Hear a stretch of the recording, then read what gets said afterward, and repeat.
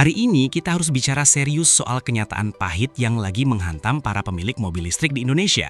Karena jujur aja, euforia zero emission yang kemarin kita rayatang sepertinya harus berakhir dengan zero balance di rekening bank kita.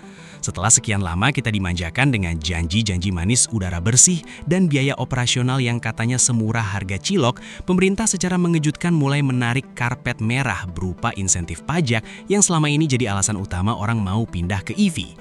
Sekarang, mimpi indah punya mobil canggih yang bebas biaya tahunan itu resmi berubah jadi mimpi buruk saat surat ketetapan pajak keluar, di mana angka 0 di kolom PKB tiba-tiba beranak pinak jadi jutaan rupiah, bikin banyak dari kita merasa kena prank skala nasional.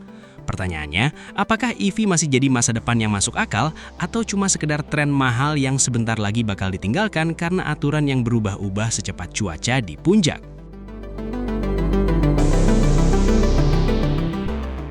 Jadi gini, poin utama yang bikin semua orang mendidih adalah pencabutan insentif pajak secara drastis. Dulu, kita sombong banget ke pengguna mobil bensin karena pajak EV kita cuma ratusan ribu rupiah. Bahkan ada yang hampir nol. Sekarang angkanya langsung loncat ke jutaan rupiah, bro. Bayangin aja, mobil yang dulunya dibilang pajak murah, sekarang tagihannya setara sama mobil-mobil bensin di kelas yang sama. Buat kalian yang beli mobil listrik karena ngejar penghematan pajak tahunan, ini adalah pukulan telak yang telak banget. Sebenarnya, mitos hemat yang selama ini digembar-gemborkan itu mulai kelihatan retaknya. Kita sering dibilang kalau EV itu perawatannya murah karena nggak ada ganti oli. Tapi kalau pajaknya sendiri sudah jutaan rupiah, penghematan dari oli itu jadi nggak berasa sama sekali kan? Jangan lupa, banyak pemilik EV di Indonesia itu beli lewat jalur kredit. Bayangin beban finansialnya, cicilan mobil listrik yang harga belinya sudah lebih mahal dari mobil biasa, ditambah sekarang pajak tahunannya naik gila-gilaan. Ini sih bukan hemat, tapi boncos terstruktur. Kami merasa iming-iming pemerintah di awal itu cuma kayak tahap perkenalan aja. Begitu populasi EV sudah mulai banyak dan orang sudah terlanjur beli, keran subsidinya ditutup. Rasanya kayak kita ditarik masuk ke toko dengan diskon 90%, pas sudah di dalam, harganya balik normal.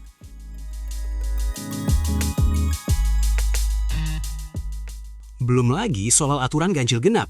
Salah satu selling point terkuat EV di Jakarta khususnya adalah bebas ganjil genap. Tapi dengan kebijakan yang mulai berubah, sudah banyak desas-desus kalau keistimewaan ini juga bakal dicabut. Kalau itu terjadi, apalagi bedanya EV sama mobil bensin biasa?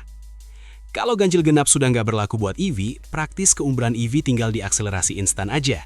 Tapi ya, masa kita bayar mahal-mahal cuma buat gaya-gayaan narik di lampu merah, sementara pajak dan aturan jalannya sama aja ribetnya? Masalah klasik lainnya, harga baterai. Ini adalah bom waktu yang selalu menghantui setiap pemilik mobil listrik. Memang ada garansi, tapi setelah masa garansi habis, biaya ganti baterai itu bisa setengah harga mobil baru. Ngeri nggak tuh? Dengan kenaikan pajak ini, nilai jual kembali atau resale value mobil listrik juga diprediksi bakal terjun bebas. Siapa yang mau beli mobil listrik bekas kalau biaya pajaknya mahal dan ada resiko baterai mati yang biayanya selangit? Kondisi ini bikin orang mulai sadar kalau mungkin kita terlalu terburu-buru nyemplung ke dunia EV murni. Kita seolah dipaksa jadi kelinci percobaan teknologi, tapi saat kita butuh dukungan regulasi yang stabil, malah dipotong di tengah jalan. Akhirnya banyak orang yang tadinya mau ambil EV sekarang mulai melirik balik ke mobil hybrid. Dan jujur aja, hybrid itu sekarang jadi pilihan yang paling masuk akal buat kondisi di Indonesia.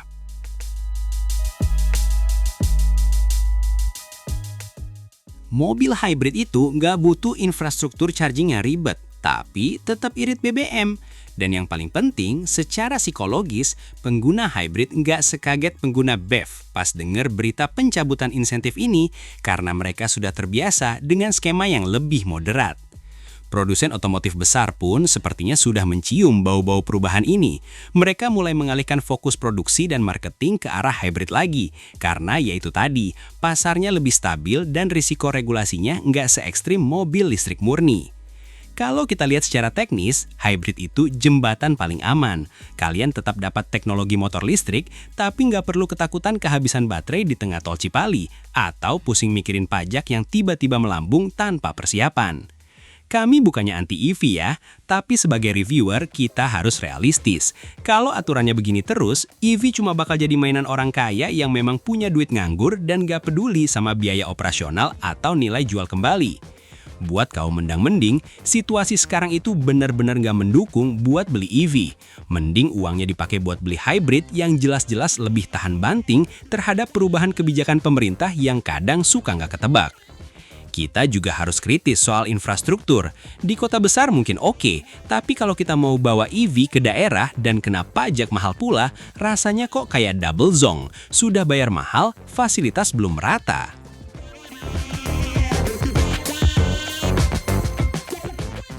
Ingat, tujuan awal EV itu buat lingkungan dan efisiensi. Tapi kalau secara ekonomi malah bikin masyarakat susah, orang bakal balik lagi ke mesin pembakaran internal atau minimal ke hybrid yang lebih ramah di kantong. Jadi saran kami buat Anda yang sudah pegang SPK mobil listrik, coba dipikirkan lagi matang-matang. Cek lagi simulasi pajaknya dengan aturan terbaru. Jangan sampai kaget pas STNK-nya keluar nanti. Kalau memang tujuan kalian cari ketenangan pikiran dan efisiensi jangka panjang tanpa drama regulasi, mobil hybrid saat ini adalah pemenangnya. Risiko baterai lebih kecil, pajak lebih terprediksi, dan infrastruktur bukan masalah. Pemerintah harusnya konsisten. Kalau mau transisi ke energi bersih, jangan kasih harapan palsu. Begitu orang sudah mulai percaya, jangan langsung digetok dengan pajak tinggi. Itu namanya pancing dan banting. Industri otomotif itu butuh kepastian. Konsumen apalagi, kita nggak mau beli mobil yang bulan depan status pajaknya berubah cuma karena ada peraturan menteri yang baru keluar.